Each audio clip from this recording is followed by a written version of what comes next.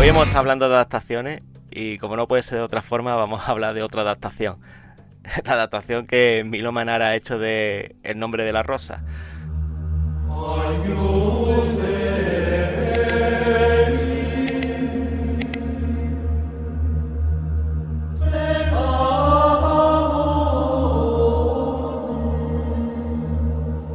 El nombre de la rosa es una novela, como sabe todo el mundo, de Umberto Eco, ¿no? Profesor de semiótica, que la publicó en 1980 y que, según él ha comentado en otra obra que se llama Apostillas al nombre de la rosa, simplemente es que quería envenenar a un monje. Y eso fue lo que dio pie a la novela. Es una novela histórica ambientada en la Edad Media y sigue al monje franciscano Guillermo de Baskerville y a su joven discípulo Aso de Melk. Ellos llegan a una abadía benedictina para participar en un debate teológico, pero al llegar, pues el abad le da la bienvenida y le pide que resuelva el misterio de la muerte de un monje que ocurrió la noche anterior, porque Guillermo de Baskerville fue inquisidor y se le da bien seguir pistas y tal, es un tío muy intuitivo y por eso se lo pide. Desde ese momento, pues, ocurrirán una serie de hechos inquietantes que alterarán la tranquila vida de la comunidad monástica. Más que de qué va la obra en sí, que la he resumido, voy a hablar de diferencias de adaptación. Es decir, voy a hablar de qué diferencia de adaptación hay entre lo que ha hecho Manara y la novela, y luego lo voy a comparar con otras adaptaciones, como por ejemplo la película.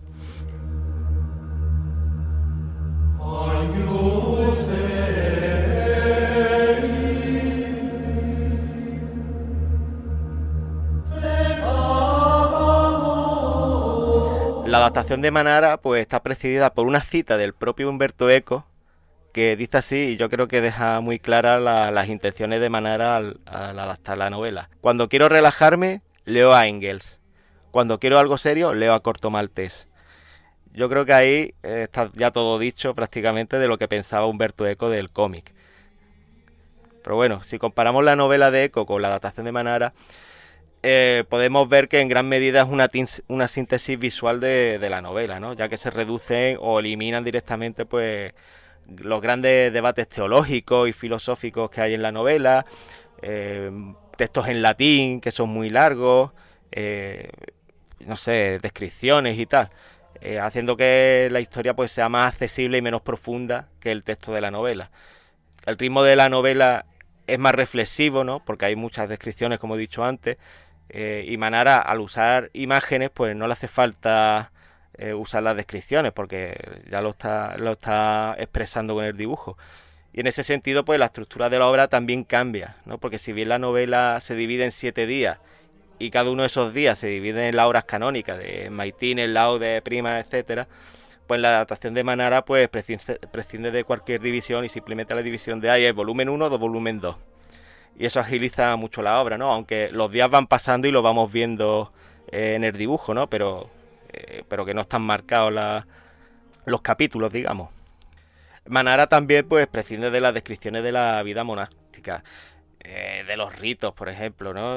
Pero los transmite en parte con el dibujo, ¿no? Porque podemos ver a lo mejor de fondo que están pues haciendo sus cosas, ¿no? Aunque no las describa.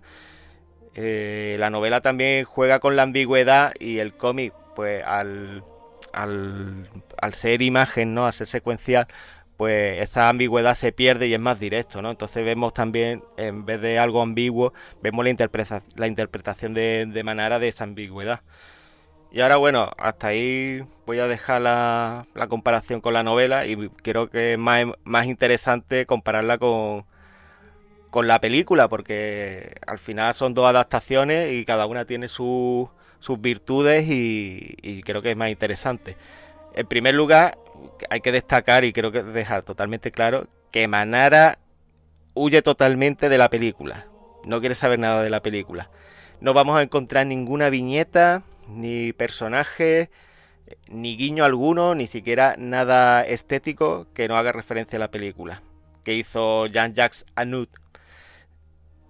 Tanto así que lo primero que nos llama la atención, y creo que fue lo primero que salió cuando se anunció el cómic, es que Guillermo de Baskerville no es Sean Connery, es Marlon Brando.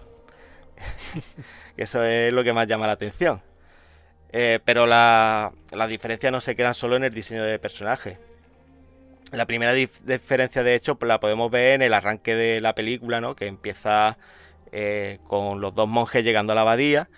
Y sin embargo, Manara empieza con el prólogo del libro, que el prólogo del libro no es más que el propio Humberto Eco contando que se encontró un manuscrito traducido de un tal Hacho de Melk que contaba la historia de un crimen que apareció que ocurrió en una abadía y que le llamó mucho la atención, perdió el manuscrito, luego encontró otra cosa, no sé qué, y bueno, empieza ahí a contar una serie de vicisitudes para hacer como, entre comillas, darle más veracidad a la historia, ¿no? También otra diferencia fundamental yo creo que es que la película le da más importancia a la trama policíaca medieval que a todo lo filosófico que tiene la novela. Aquí Manara hace lo posible por ser más fiel al espíritu del libro, todo lo fiel que se puede ser en 140 páginas, que es que eso hay que tenerlo en cuenta, que la novela es un tocho gordo y aquí estamos hablando de 140 páginas y hay que condensar mucho. Pero bueno, él lo intenta. La ambientación de la película es más oscura y sucia, los personajes son más grotescos o carismáticos, depende de quién, porque Sean Connery es un personaje más carismático que el Guillermo de Baskerville de Milo Manara, ¿no? Que yo creo que es más introspectivo, el otro es más carismático. La abadía en la película es un personaje más prácticamente, se le da mucha importancia al edificio. En el cómic creo que el peso es menor. Manara, sin embargo, pues opta por la ambientación menos opresiva y el dibujo es mucho más limpio. Entonces vamos a ver más detalles y va a haber menos sombras que en la película. Y el estilo de la película, al ser más oscura y centrado en la trama detectivesca y en el suspense, pues prescinde de otros muchos elementos que le dan más profundidad al libro y y en la película pues más es más eso, es el thriller, ¿no? Se queda en un thriller medieval. Por otro lado, en Manara pues hay más equilibrio entre el misterio, la reflexión e incluso la estética. Yo creo que eso creo que es la grande diferencia entre lo que es la película y el cómic, ¿no? Que el cómic, digamos, que intenta abrazar el espíritu de Humberto Eco al escribir el libro y en la película simplemente ve un thriller medieval que está muy guapo, que a mí me encanta la película, pero que bueno, por el camino se pierden otras cosas.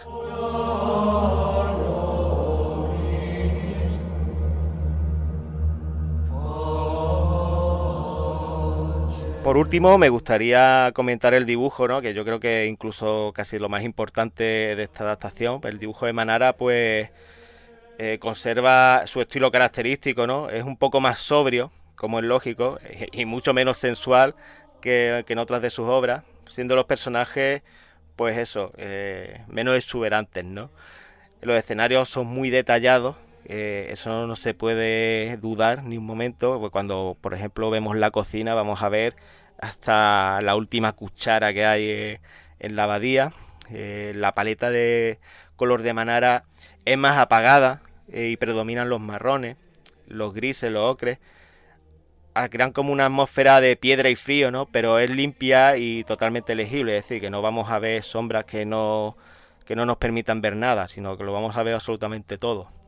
Y como no puede ser de otra manera, la edición española vino precedida de polémica, porque la editorial Lumen decidió recortar el dibujo de la portada y bueno, las redes sociales ardieron en ese momento porque bueno, cómo se permitían el lujo de manipular una obra del maestro Manara.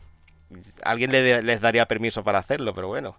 Y como conclusión, como adaptación funciona, para mí funciona espectacularmente bien. Claro, yo reconozco que yo no soy imparcial. Esta es una de mis obras favoritas y disfruto tanto de la película como del cómic, la novela, el videojuego. Me hacen la radionovela y seguro que también la voy a disfrutar. No soy neutral en ese sentido, pero también estamos hablando de Milo Manara, que eso yo creo que es un sello de calidad importante que no se puede obviar y creo que es bastante objetivo decir que como adaptación es muy buena. Eso sí, a mí me hubiera gustado más por ponerle un pero un ligerísimo pero. Es decir, tío, haberme hecho un integral con cada uno de los días y que los álbumes fueran cada una de las horas del día y 7 integrales del Nombre de la Rosa por Mino Manara. Eso hubiera sido mi sueño, tío.